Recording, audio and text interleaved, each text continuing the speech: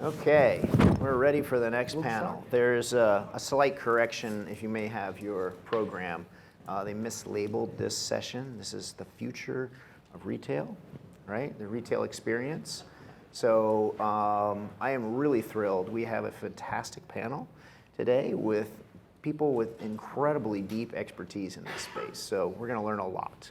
So we have Tom McFadden, who is the founder and CEO of McFadden Digital. He's also an author. He has a new book out on marketplace best practices. And then Jonathan Yaffe, who's the founder or a co-founder and CEO of AnyRoad, which is a really interesting new company that I think probably not that many folks know about outside of the kind of the space that you're in. So it's a great opportunity to learn. But probably everyone in this room has used us, actually. Oh, really? Wow. Okay, we're gonna have to tell us a little bit more about what you mean there. And we have, Merritt, who's come up from New York, and he has a new job. So very excited about him joining L'Oreal. And I've come to know L'Oreal over the last year and a half or so, and I didn't really have a sense of the size and scale of this company. So it is tremendous. And Merritt has tremendous background in e-commerce space. So we're going to have a great conversation. So what I'd like to do first is, just like you did with the last panel, is just give you guys a few minutes to introduce yourself, explain what you do in your company, and how it's relevant to our conversation today. So Tom, if you would start, please. Great. Well, thanks. First, appreciate the opportunity to be here at the MIT Platform Strategy Summit. It's an honor to be here. Thank you. Thanks, dear. So McFadden Digital, kind of two sentences, is we are a leading advisor and implementer of marketplaces. We've got a couple hundred professionals focused just on implementing marketplaces, and we've been doing that pretty much exclusively for the past 5 years. But the business, going into some of the history and how we got into doing marketplaces, I started the company 35 years ago and evolved through different technologies that enable different business models, from document management in the 80s to content management, static brochureware in the early 90s, e-commerce starting in the late 90s. Actually, the company that formed out of the MIT Media Lab, ATG, was around the corner here in Cambridge. And then 15 years ago, kind of accidentally got into building marketplaces. We didn't call them marketplaces. We called it federated commerce. Some things were called exchanges in the B2B world. And it was really only about 8 years ago or so when the Platform Revolution book came out from Jeff and Marshall and Sangeet, that it started to codify the business model of platform businesses and marketplaces. And we really started saying, yeah, we're building marketplaces now. And about 5, 6 years ago, we decided that that's pretty much all we're going to do, as e-commerce we felt was getting a bit commoditized. It's very easy for anybody to start up a direct-to-consumer Shopify site for $29 a month now. And the value, the differentiation there is not in having a e-commerce site. That's pretty much table stakes. Anybody can do now. Marketplaces we view as the next generation of commerce, as platform business models with all the benefits that are so well explained in the Platform Revolution book. And we've launched these sites for e-commerce and marketplaces for over 10% of the Fortune 500, several hundred enterprise scale sites, a couple dozen that do over $1 billion a year of revenue. Working a lot in strategy now, as well as the technology implementation, oftentimes partnered with different software vendors that provide both the customer-facing commerce engine and the seller-facing marketplace engine. Peter mentioned we published a book. I was an Amazon bestseller for a couple of categories last year, and that's pretty much about it. Thanks. Sounds good. Jonathan, you want to? Can't wait to read the book. My name is Jonathan Yaffe. I'm the CEO and co-founder of AnyRoad. My first job after college was at a little company called Red Bull. I was one of the first marketing hires when Red Bull first came to the States, and this totally blew my mind because we were spending billions of dollars a year on experiences. We believed even back then that digital marketing was completely oversaturated. We see something like 14,000 advertisements a day. But you bring your best friends to this crazy Red Bull event, and there are people jumping out of airplanes, going down mountains on tricycles. DJs are playing, people are dancing, everyone's having an amazing time. And somebody comes up to you and hands you an ice cold Red Bull. This actually creates an emotional bond that not only changes your perspective of the brand, but also changes your lifetime value to the brand. So we spend $1 billion a year. Clearly it worked, right? Red Bull has by far #1 market share. But it drove me absolutely crazy that we had no data. We had no understanding of who these consumers were and how experiences actually translated into revenue. So I launched AnyRoad because we started to see that pretty much every company that's thriving is becoming an experiential business. Right? We are transforming from a things economy into an experience economy, and I believe that the future of all of our lives and in retail is all experiential. I think traditional retail is completely dying, and that the retailers that will be around in 10 years will all be experiential companies that happen to sell goods on the side. That's bold. Couldn't agree more. Mary, can you? Thank you very much for the opportunity. Very privileged to be here with the elegant guests and the audience here. Mert Damlapınar joined L'Oreal USA 4 months ago as the Director of E-commerce Strategic Insights and the Tech Products. And what we do basically with my team in the E-commerce Acceleration Initiative within the Corporate Digital Marketing Tower, building technology products for our divisions and brands to operate and move faster in the rapidly evolving e-commerce domain. As Peter mentioned, L'Oreal is a big ecosystem with 38 brands in a global markets. And there are so many different divisions with so many different products. There are different needs, there are different priorities. And we're trying to meet them in this relatively uncharted territory. And on the personal side, I originally studied molecular biology and genetics. I worked in DNA repair. I worked with multinational biotech companies for 5 years. Then I got frustrated with the speed of evolution, speed of innovation because of the regulation, because of the trials and procedures. I moved to the CPG side, and I worked in food and beverage companies for over 15 years. I moved to the United States in 2009, right after the recession. And at 2016, after different sales management and sales director roles, I realized that we're in a Bermuda Triangle, as I call it: sales, digital marketing, and data. And as it mentioned in the previous sessions, I started developing myself. I started getting continuous learning programs from prestigious universities like we are in today. And I first studied digital marketing for 2 years, and then I studied applied business analytics for 2 years at a master's capacity. Then I studied a little bit of applied data science on Python, and now I'm a blockchain developer student. I'm learning about blockchain, how we can build Web3 applications for the e-commerce ecosystems and our brands and our CPG manufacturers. And today, I'm happy to be here to looking into the evolving future retail ecosystem, how retailers are adapting to the e-commerce changes and the paradigm shift they're up to, and how brands, retailers, and the consumers are interacting with each other. So looking forward to learning from all you guys. Thank you. Okay, fantastic. So you can tell these guys know what they're talking about. Tom, can you help us kind of big picture the e-commerce space? Throw out some numbers as to the size and scale. And e-commerce isn't necessarily platforms. So can you help us with a little bit of the distinction between the two?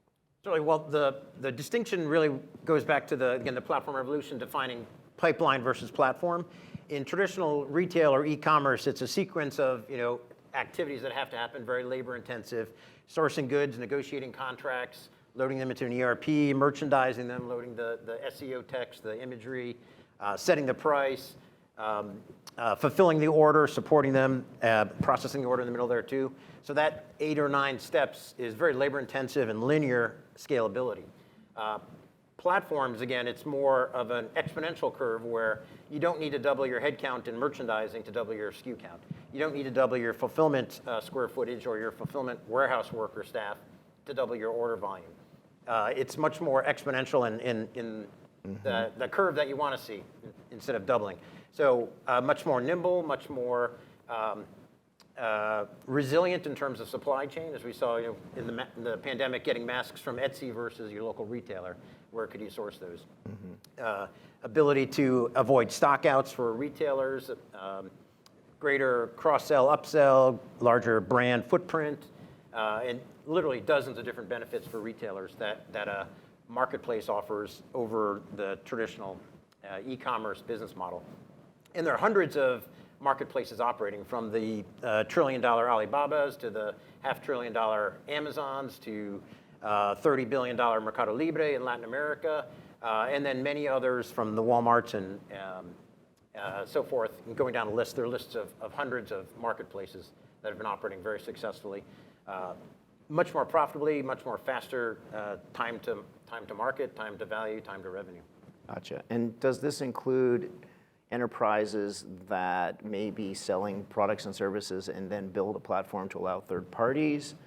Or are they just platform marketplaces that have established to be those neutral parties to facilitate this exchange? We see both. The Okay. existing retailers that have the customer base are good because of that chicken and egg problem. You have to buy the sellers and the buyers. You have to grow both the sellers and the buyers. So you've got the buyers in an existing established brand, be it either B2C retail or B2B distribution. You have some vendors, but you need to scale the seller side more quickly. But there have been lots of innovative startup marketplaces in existing categories. So you would think apparel, shoes. Amazon sells shoes. Why would somebody start a new marketplace for shoes? Well, StockX and Goat are two multi-billion-dollar marketplaces that started about 7 years ago. Explain what StockX is. They authenticate the value of your $1,000 sneaker that you want to buy. I've never bought a $1,000 sneaker, so I can't speak So from it's a super experience. specialized platform just for sneakers. And Goat is pretty much the same thing as well. Yeah. They're starting to expand. So if you wanted to buy, like when the PlayStation 5 first came out, for example, you could buy an authenticated PlayStation 5 by paying an extra few $100s. But if you buy it on eBay, you're uncertain if it's an authentic one. Okay, great. So there are certain value adds that make these marketplaces differentiated from the standard eBay, Amazon, et cetera. So there's certainly value add differentiators that can be Gotcha. driven. So, Jonathan, the typical view is that a marketplace is for the exchange of goods. But you're in a completely different space. You mentioned that you're focusing on experiences. Are there such things as experience platforms? Yeah, so in retail, we power everything from Dick's Sporting Goods, that is turning a lot of their stores into these House of Sports locations, to H-E-B, the grocery store chain that is doing online cooking classes. And one thing that a lot of these retailers are starting to do is realize that if they can bring the entire community in and actually create an experiential movement that's under their rooftop, where they own the payments, they own the data, and they own the community, that this is far easier to scale and far more powerful than just actually creating experiences. So you have some of these, like Nike, that's turning their stores into basketball courts because they don't care if you walk out with a pair of Jordans. They want you to try on Jordans and play basketball in the store against a Nike employee, and then you can walk out and buy it on your phone later. But you also have organizations like Michael's Art Stores that said, look, we used to have employees who taught art classes in Michael's locations. They have 1,255 locations, and they would teach art classes. And they said, but we could scale this a lot more if we could bring in every arts and crafts teacher in the United States to teach their own classes. So they basically built, on our platform, a marketplace for all of the best arts and crafts classes. And they brought on 20,000 art teachers, these local people. You guys could all teach painting classes on Sundays if you're free. You get to figure out your own price. You create your own content. All of this gets aggregated on our platform, white labeled on the Michael's website, and then they would market this on their channels, and people could go and take art classes or take their kids to art classes at their local Michael's. And Michael's was able to scale this to over 1 million art students per year, who not only were paying for classes, but also buying supplies through Michael's, right? And then Michael's would handle the fulfillment. And then most importantly, these are 1 million art students and 20,000 art teachers who become part of this community, and Michael's gets all of that data. These are all people who are opting in to being part of Michael's arts and crafts community, and Michael's just started taking a ton of market share from Hobby Lobby, from Joann, even from Amazon Art Supplies. Because if you go to take a ceramics class at Michael's, you're probably not going to walk across the street to Joann to buy your clay. And they knew that. So by using this concept of a marketplace, you can actually scale these experiential programs much better, own all of that data, and really create that community you want to create. Right, and there's the supply side too. You just made me realize that if my daughter, who's into art, wants to go to art school, maybe it's not such a bad thing because she could teach a course while she's in school and make some money on the side. Absolutely, absolutely. Very interesting, very interesting. Cool. So turning to a big retailer that is, it's over 200 countries around the world, right, you sell into. What are you doing with platforms? I mean, most people don't think platforms at L'Oreal. Yes, actually, it's a very timely question because L'Oreal, as a traditional CPG manufacturer and well-known brand globally, just launched its own B2B marketplace platform a month ago in June. And the goal is... And the name is? And the name is SalonCentric. Probably you're familiar with SalonCentric stores around the United States. There are 585 of them right now with stylists and different type of hair products you can buy into. But what the idea behind this initiative was, okay, we have this network already. We have our B2B customers, and marketplaces are much more profitable to operate, operational costs, and the data ownership is much more feasible with the e-com acceleration, and how we can position ourselves in a better competitive advantage when the other retailers, when the other platforms are also investing in the same direction. So SalonCentric, within the first month, is moving towards from 100 vendors to 500 vendors towards the end of the year. And the vendors we're talking about here, not only hair products, there will be food and beverage, there will be apparel, there will be other accessories, furnitures, and let's not narrow down the focus to the hair salons only. There are spas, there are wellness, there are fitness, there are gym, and a lot of those businesses can benefit from tapping into the SalonCentric to get their needs, to get their supplies, to get courses, trainings, and then go back to customers and make sure the L'Oreal experience and 38 different brands experience are well represented in those environments. And just to put some numbers on the conversation, so today, this B2B marketplace, less than a year old, has more than 1 million hairstylist professionals. Not only SalonCentric employees, but all the other hair salons, wellness, and spa stores shopping from this one. An app has... So just think, they're shopping for goods. Correct. But they're also shopping for knowledge and technique. And yes, there are style courses, there are professional courses as well. Provides those, or you go to third parties to provide those courses? I'm not 100% clear on this because I'm relatively new on the organization, but I would assume L'Oreal provides these courses with the support of third-party organizations as well. Gotcha. And there are 875,000 app users. So these are the consumers, these are the brand loyalists, and these are other employees and affiliates of those organizations. And just another analogy, Tom mentioned it. If you have Amazon Marketplace, why do you go and create your own marketplace? Amazon launched its own Beauty Salon under the Amazon Salon name in 2019 within the Amazon platform as a marketplace. So same purpose, same similar products, similar advantages. And they opened a store, physical store in London. So certain categories are more prone and more responsive to those kind of marketplace initiatives.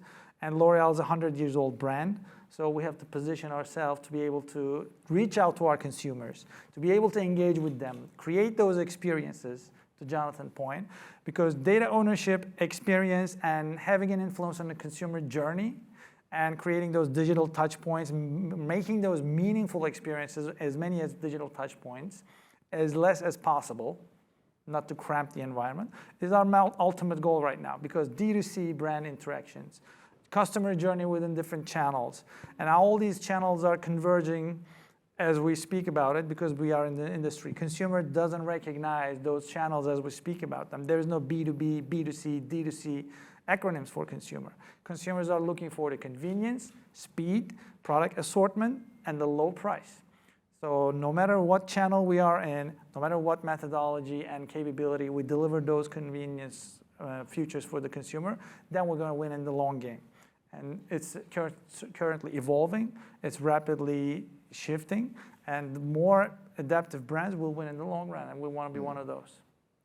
So Tom, a lot of manufacturers will say, hey, you know, that sounds great, but I'm going to run into channel conflicts.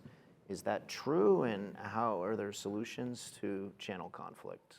Well, when manufacturers start selling direct to consumer and skip out on the channel, the resellers or the distributors, that certainly can be a challenge with channel conflict. There is a better approach with marketplace enabling channel collaboration. So AB InBev, the parent of Anheuser-Busch, has a great example of this that scaled to $500 million within a few years. Not in the US because of laws about distribution, but in Latin America, they started a B2B2C marketplace where you can order cold beer or other beverages on the AB InBev site, it's called Zay Delivery, and have it fulfilled by a local retailer. So it could be the convenience store down the road, but order the beer through the Zay Delivery. You still get your cold beer within 30 minutes. AB InBev gets the customer data. They get the sale of their goods and other goods. They get profit. The retailer still gets the sale, still gets profits, still gets customer data. So all the parties now get the data and the revenue and the profits. Mm-hmm.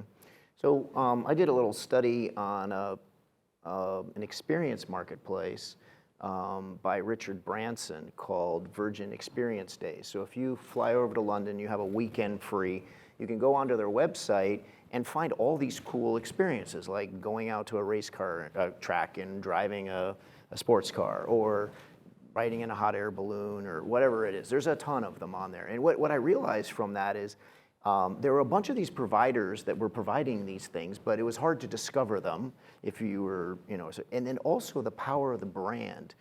So I guess my question to you is, are there certain parties that have an advantage to come in because they have a strong brand and they're able to collect and aggregate these providers of experiences? And so does that mean the bigger companies, not necessarily the big tech companies we traditionally think of, but there's lots of other companies with very strong brands that probably aren't thinking outside of the box, or the fact that they can leverage their brand to aggregate these experiences and deliver more value?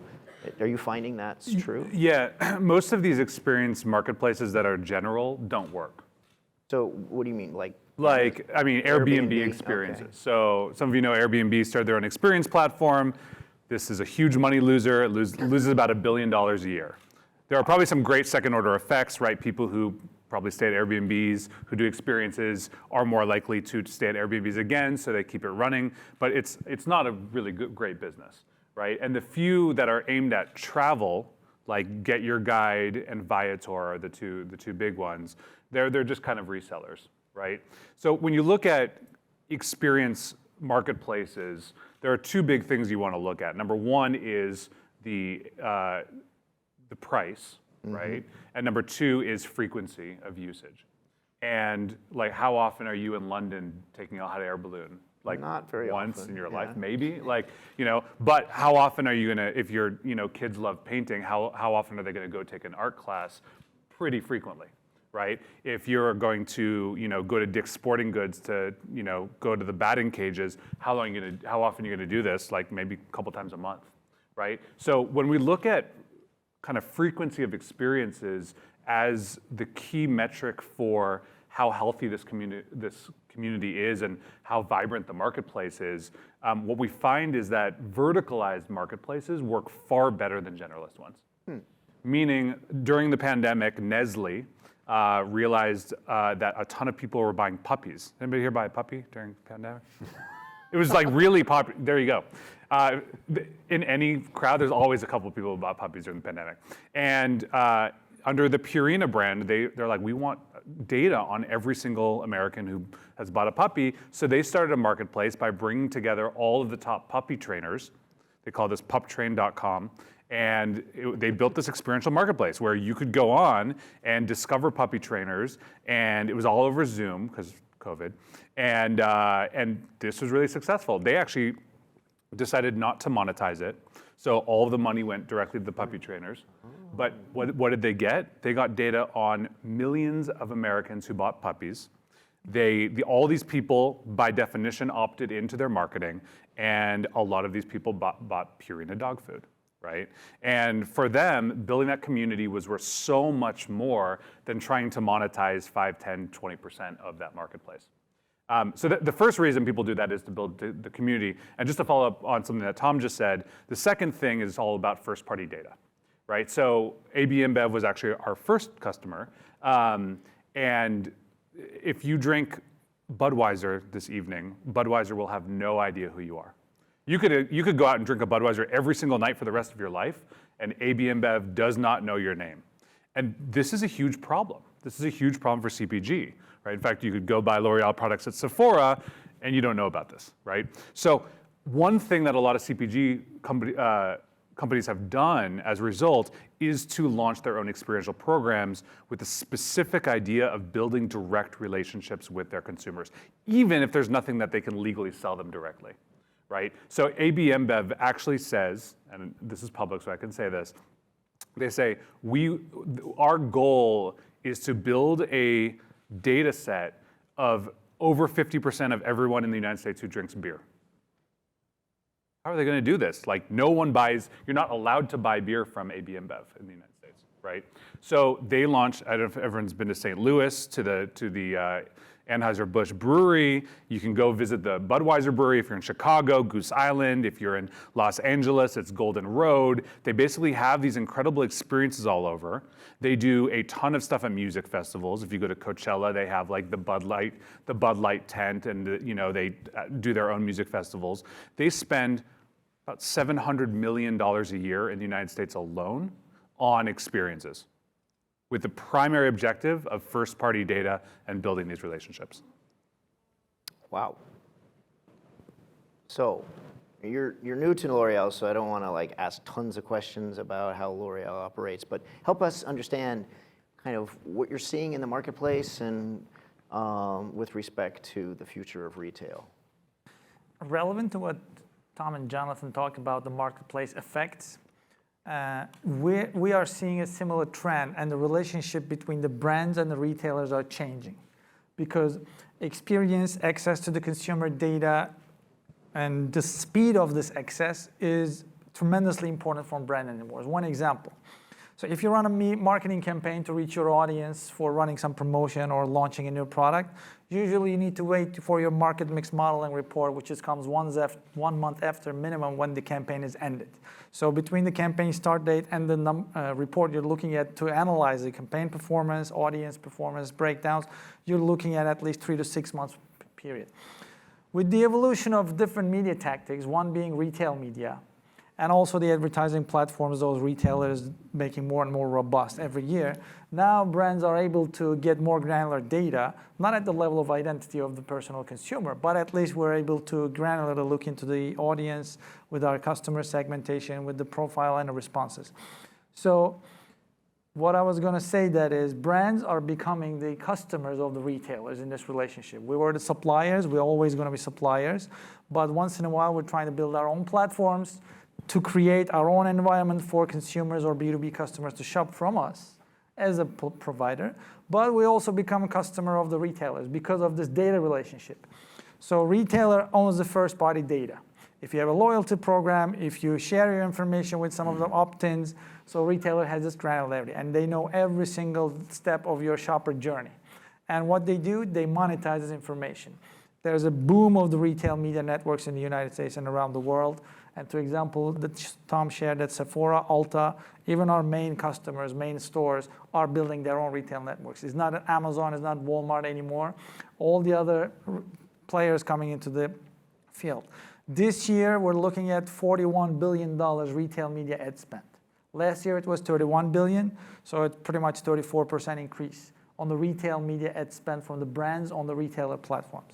So this relationship makes brands build on their D2C capabilities, direct-to-consumer brand sites, just to be able to access the consumer, build this relationship, not only on a transactional point of view to make sales and grow revenue, it's always in the mix, yes, but also create those experiences, making the brand and product meaningful for the customer, increase the customer lifetime value, make those customer journey patterns more visible to our brand and marketing teams so we can define better products, define better experiences, innovate more effectively.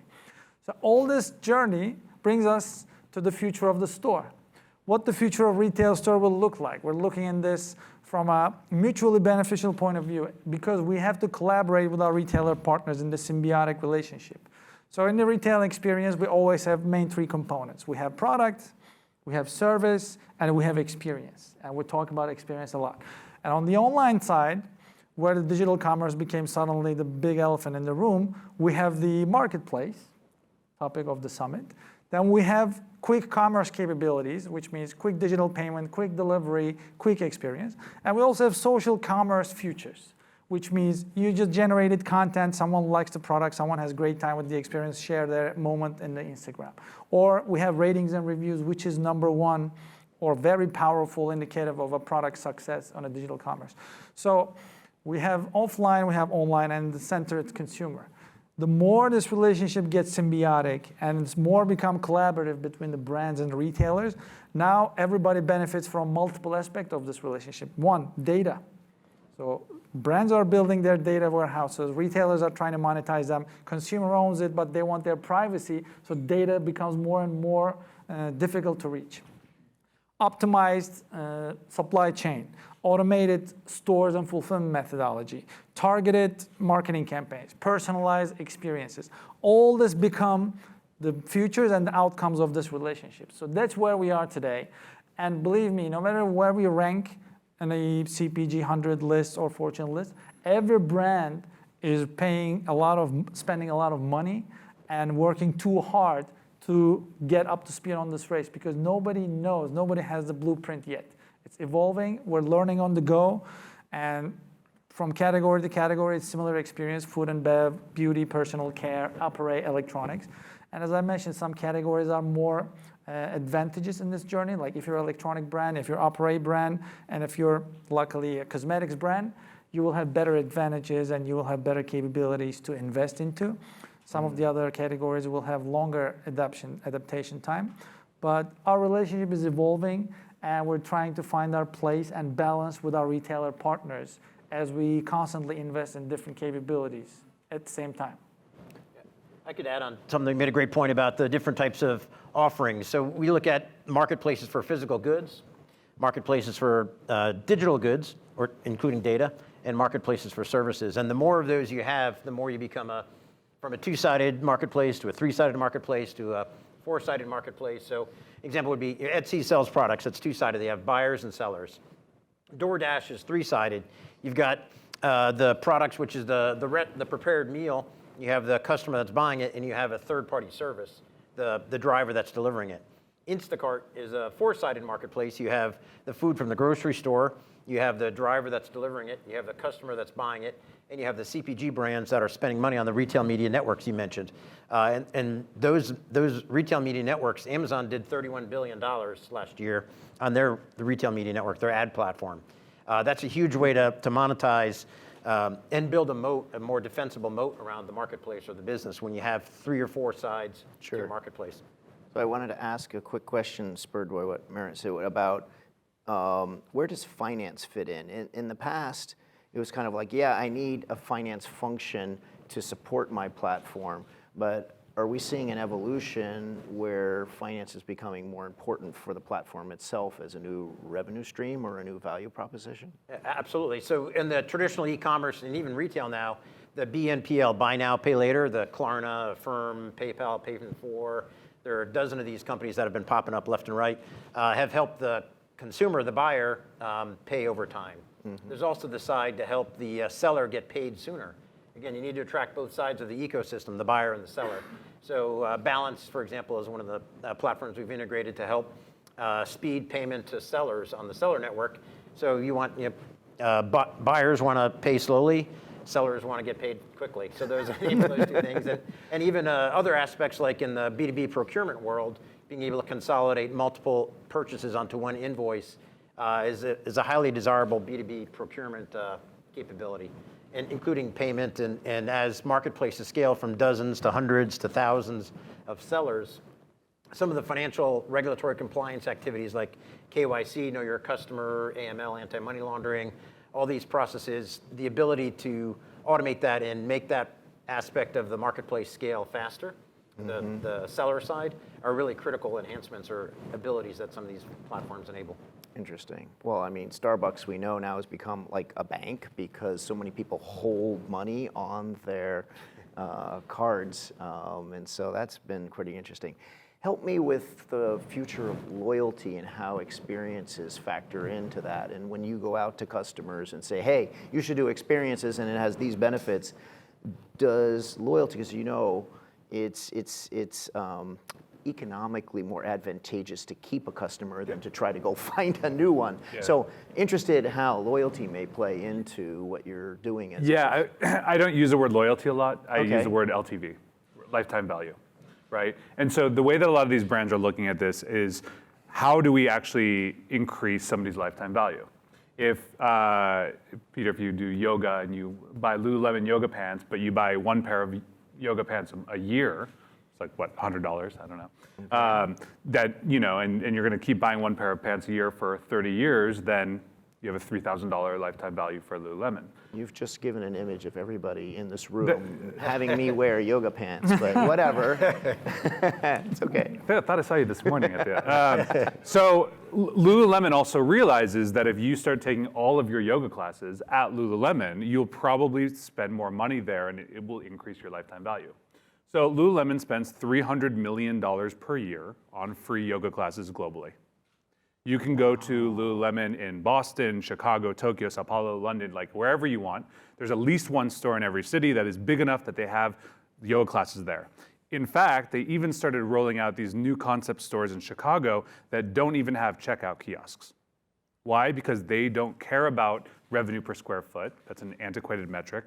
They care about you going in there and doing your monthly or weekly or daily yoga classes there because they believe that people who take their yoga classes at Lululemon will have a higher lifetime value, spend more money at Lulu, not walk across the street to Athleta and buy your yoga pants there, right? So Interesting.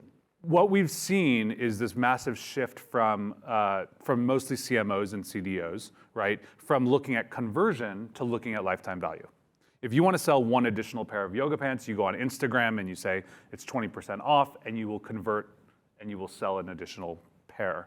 If you want to actually say, look, we're going to turn Peter's $3,000 LTV into a $20,000 LTV, we've seen that experiences are by far the most advantageous way to do that. And now we can actually measure that because it's just a data problem. Interesting. So I think the assumption was that manufacturers were sort of screwed in a digital economy because they didn't have the platforms, they didn't have these digital capabilities. But what you're, I just think, revealing, or at least some of these smarter manufacturers are recognizing, is they actually have a lot of position in the marketplace if they know how to add these additional added value capabilities. Yeah, plus we see, I'll pick on a local company here for a minute, but we see and we can learn from the failures of the last generation, right? So when I was 13, I started shaving with Gillette razors. I've only exclusively shaved with Gillette razors my entire life. And when I was 13, I started shaving. Procter & Gamble held a 95% market share of men's razors in the United States. Today, it's at 45%. Why? Because Procter & Gamble has no idea who I am, right? What? Harry's came out, Dollar Shave Club came out, and guess what? It's not only a better economic model, they know who all of their customers are. They know how often you buy razors, they know whether you have a beard, they know whether you don't buy razors very much. They know what kind of razors you buy, they know where you live, by where you live, they can approximate your socioeconomic level, they know so much about you. And they basically just ate Procter & Gamble's lunch. Procter & Gamble had no way to actually have a DTC brand, nor any way to actually create that kind of community.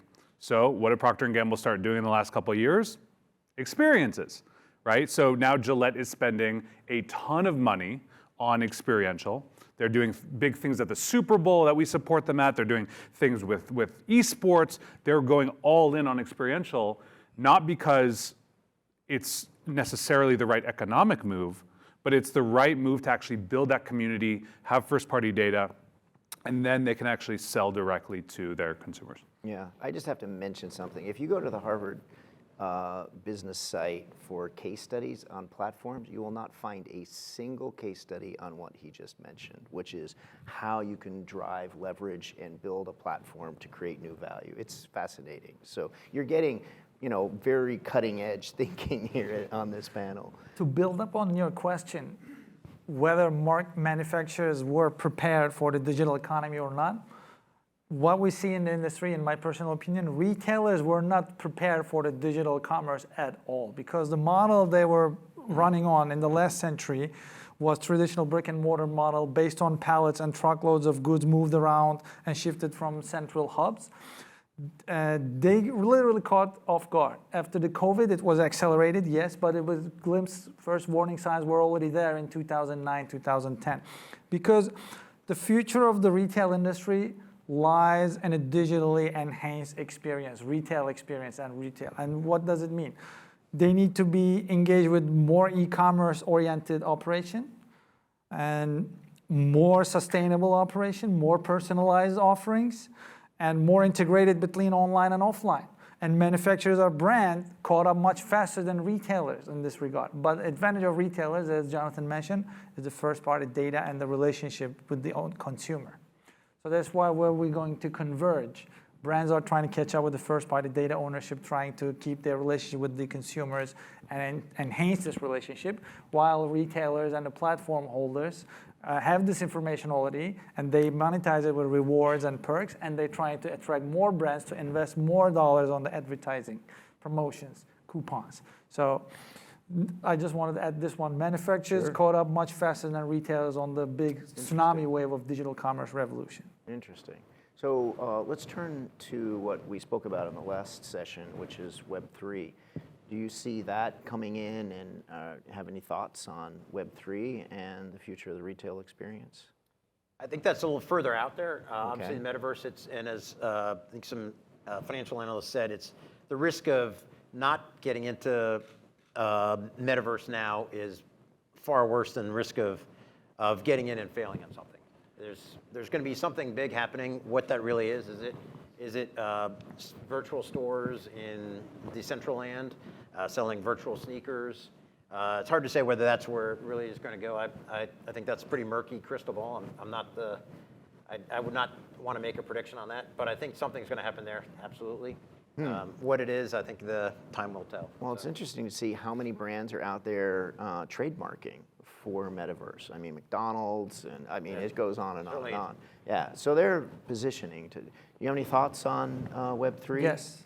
Yeah, absolutely. Our global CDO just coined a new phrase for us, hopefully for the industry. So we're talking about online and offline, and in the internal operations, we usually call it O+O, O&O. But she coined a term, L'Oreal is going for triple O. O, and it doesn't mean out of office. It means offline, online, on the block. So we are going for metaverse. And L'Oreal just filed 17 trademarks for 17 different brands for the NFT applications, for digital goods sold on metaverse, and some other capabilities where we can prepare ourselves and meet the consumer at the Web3 ecosystem. And this is the direction we want to go. And one example, I was just going to add this on the previous subject.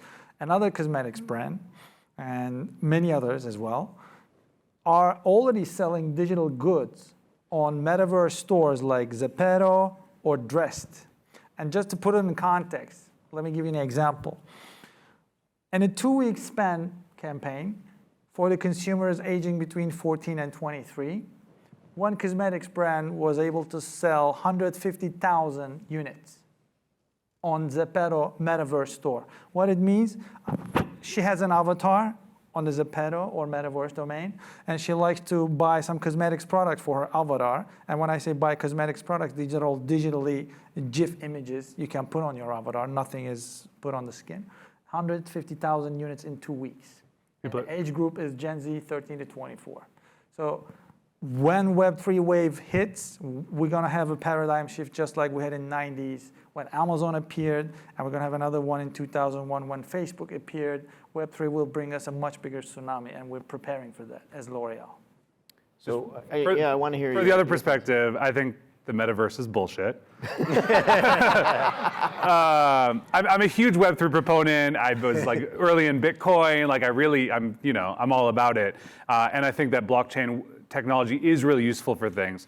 But I also think that the consumer experience of at least the way that we're conceptualizing the metaverse now is great for gaming and basically nothing else. And my 6-month-old son is, I believe, never going to prefer to go to a Travis Scott concert in the VR world than a real life one. And I think the more that organizations start to really, really want the metaverse to happen, just so they can sell, digital goods, we're already starting to see the fatigue from that, right? So Gucci came out and they sold like tens of thousands of digital handbags. They made a bunch of money. This was great. Then they put out another collection and it didn't do so well. Why? Because people have way too much money to spend on, digital perfume and stuff like that. But at some point, like, there will come out cases where these are like utility NFTs, right? Where there will be utility from it. Right, But so loyalty can be.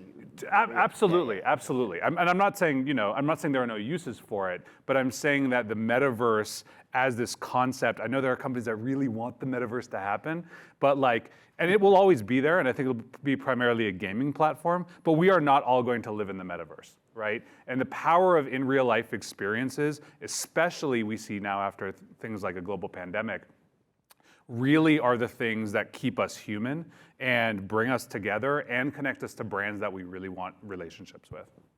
Just to add on your point, and I agree with that on one, in the subject of our panel, future of the retail experience, alongside with the metaverse and Web3 enthusiasm, yes, it's going to happen and we'll see at some level. But on the real store experience of future of retail, I see a store, let's talk about a rectangle blueprint, right? And the 50% of this, let's start from the other end. 15% of the future of retail store will be consisted of the aisle of any store you think of, but dematerialized version of a typical store we know of today. So there won't be physical products, there will be interactive, well-enhanced, high-definition displays where you can walk through, and product catalog will be optimized according to your preferences if you're already in the system as a loyal customer, and you will pick and choose. This is the 15% of the future retail store. And the next 35% of the store is a dark store, attached to the exact same retail location, operating as a micro-fulfillment center. Some companies are doing that already. Best Buy, Whole Foods. Best Buy has turned every single store to a fulfillment center for local delivery in 1 to 2 days. Whole Foods are delivering Amazon Fresh orders as well as Whole Food orders. So we cover the half of the store with the aisle, 15%, dark store, 35%. What happens the remaining half of the store? Experience. Because it's going to be like boardwalk environment where there's recreational areas, brand, store-in-store experiences. People can use 5 senses. Whatever the product has available features for 5 senses, sight, taste, smell, touch, like Nike basketball field. So this will be the experience building platform where we can increase the engagement and the lifetime value of the consumer and then enhance this brand loyalty, brand relationship. Then they can purchase the product anywhere they want because they're not aware of any channel distinction like we do. Yeah. They don't care if it's fulfilled online, offline, or in Web3. They're going to buy it if the experience is worthful enough. So this is the future of retail store we see coming. And this is what's happening in China, which is 15 years ahead of us. Everyone buys everything on their phones, right? So does retail cease to exist? No, the opposite actually. Alibaba, which we've heard a little bit about earlier today, they're opening physical shopping malls in China. And when I heard this blew it wasn't surprising, but it kind of blew my mind. They're like, wait, Alibaba, digital first, everything on your phone is opening physical shopping malls. Why? Because if you can experience the products, if you can experience the brands, you are more likely to buy things. They don't care where you buy it. You can buy it in the metaverse, you can buy it on a marketplace, you can buy it wherever, right? But your behavior actually changes based on the experiences. And now we see digital first DTC brands like Warby Parker, Away bags, Allbirds shoes that started only online direct to consumer, and now they're all opening physical stores. Why? Because people want to try stuff on, people want to experience things, and this actually results in increased purchase behavior, even if they're not looking at the stores for revenue. Yeah, great. So we're running out of time, so I want to respect that. Thank you very much. And just a little pitch for the NFT holders out here. These guys write, post, speak all the time. So over the next year, please follow them, and it will count to sustaining your NFT. So thank you so much. A Thank you. fantastic panel.